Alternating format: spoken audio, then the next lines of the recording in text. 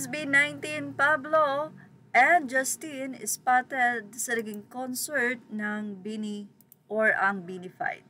Noon pa man ay very supportive na nga ang SB19, hindi lamang sa BINI kundi sa lahat ng Pinoy pop dahil ito nga po ang kanilang nais ang maging supportive.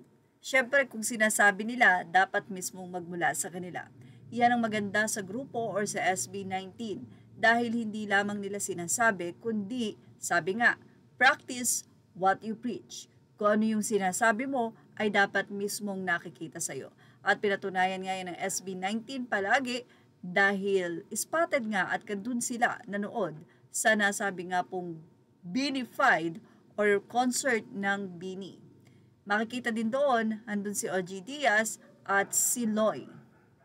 Sa nasabing comment section na iyan na naging post ng Philippine concert, sinabi nila na SB19 taking the high road, making it known that they support local artists irregardless toxic fans pitting them against each other, real P-pop kings right there.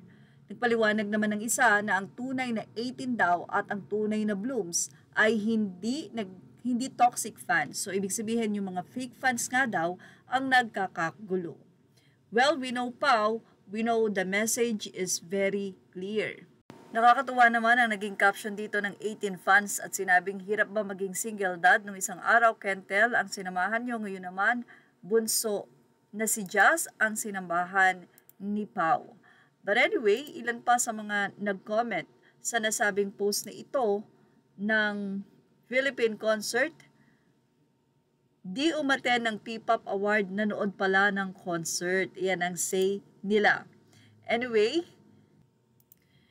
sabi nga natin, ganyan sila tumupad sa kanilang salita na isa sa motto ng SB19 ay tulungang iangat ang sarili o kapwa nila Pinoy, lalong-lalo na ang mga nasa music industry. At alam ng SB19 yung struggle kung paano. Kaya naman nandyan sila para suportahan ang bawat isa at syempre magmumula yan mula sa leader. Well, ano masasabi nyo about dito? Ilagay na ang inyong opinion sa ating comment section. Images are all credit to the rightful owners. Thank you for watching. Showbiz Now.